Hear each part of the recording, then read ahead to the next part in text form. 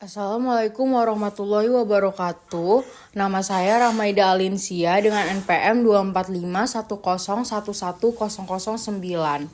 Mata kuliah Manajemen UMKM dan Koperasi. Pertama-tama saya akan menjelaskan definisi tentang place.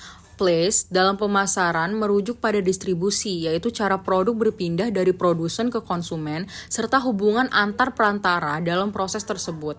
Ada dua jenis saluran distribusi. Yang pertama itu langsung itu produsen langsung ke konsumen, dan yang kedua itu tidak langsung yaitu melalui perantara seperti agen, broker, grosis, dan retailer.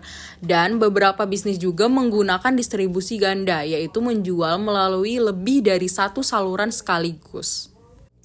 Yang selanjutnya ada lokasi bisnis. Pemilihan lokasi bisnis sangat penting karena retail butuh lokasi mudah dijangkau konsumen, sedangkan pabrik harus dekat dengan bahan baku, tenaga kerja, dan transportasi. Lokasi yang buruk bisa merugikan bisnis apapun jenisnya. Analisis lokasi bisnis. Saat memilih lokasi usaha, pertimbangkan kebutuhan bisnis dan preferensi pribadi. Tetapkan kriteria utama seperti harga dan ketersediaan lahan atau air, kualitas tenaga kerja, akses ke pelanggan, dan pemasok. Akses transportasi, lokasi pesaing, sikap masyarakat lokal, hukum, pajak, dan insentif keuangan, serta kualitas hidup dan pendidikan. Selanjutnya ada pemilihan lokasi usaha. Yang pertama, lingkungan sekitar. Orang cenderung tinggal di lingkungan yang mirip dengan diri mereka. Penghasilan, usia, budaya, dan lain-lain. Yang kedua, arus lalu lintas. Yang ketiga, ekspansi internasional. Ekspansi internasional itu jika ingin membuka usaha di luar negeri, penting untuk mencari informasi dari sumber terpercaya. Lalu, bisa juga dengan mengunjungi langsung lokasi, bertemu pebisnis lokal, dan mencari jalur distribusi. Ada jenis lokasi usaha. Yang pertama itu Central Business District atau CBD, wilayah pusat kota yang umumnya tertua. Kini banyak yang telah direnovasi dan menjadi lokasi elit. Keuntungannya akses transportasi umum, dekat toko lain dan target pasar, tetapi memiliki kerugian yaitu parkir terbatas dan mahal, kemacetan dan tingkat kejahatan yang tinggi. Yang kedua ada pusat perbelanjaan. Mall dikelola secara terpusat. Keuntungan mall itu yang pertama ramai pengunjung, dekat pemukiman, akses jalan besar, aman, bersih, dan nyaman. Kerugiannya itu sewanya mahal, aturannya ketat dari pengelola, lalu saingannya banyak.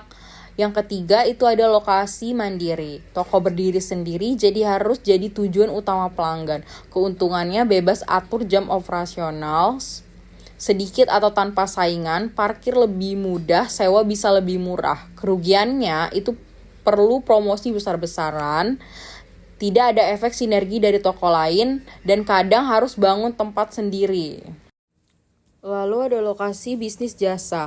Lokasi sangat penting untuk bisnis jasa, terutama yang sulit dibedakan seperti laundry, rental. Jika layanan terlihat serupa, pelanggan cenderung memilih yang paling mudah dijangkau. Lalu ada inkubator bisnis, tempat yang disediakan untuk bisnis baru dengan sewa murah dan fasilitas bersama seperti printer, komputer, resepsionis, dan lain-lain. Selanjutnya itu tata letak dan desain. Tata letak dalam toko harus menarik dan efisien, terutama jika bisnis didatangi pelanggan. Tata letak akan memengaruhi citra dan produktivitas. Peraturan Menteri PUPR Nomor 14 PRT M 2017 tentang persyaratan kemudahan bangunan gedung mengatur lebih detail soal yang pertama, jalan landai dengan kemiringan maksimal 1:12. Lalu, handrail pegangan tangan pada jalan landai. Yang ketiga, pintu dan lorong harus cukup lebar untuk kursi roda. Yang keempat, parkir khusus disabilitas dengan rambu yang jelas.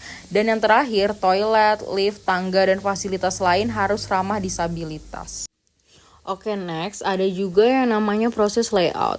Mesin dikelompokkan per jenis kerja. Keuntungannya fleksibel, hemat alat, kerugiannya banyak perpindahan.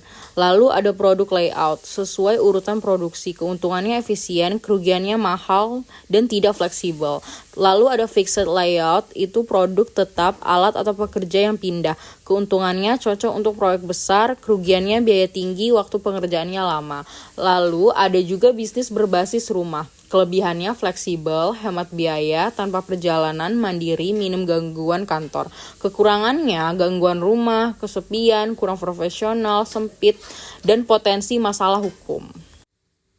Nah, selanjutnya kita akan membahas studi kasus tentang UMKM terang bulan Marisa di Kediri yang menghadapi penurunan omset selama 2 tahun terakhir.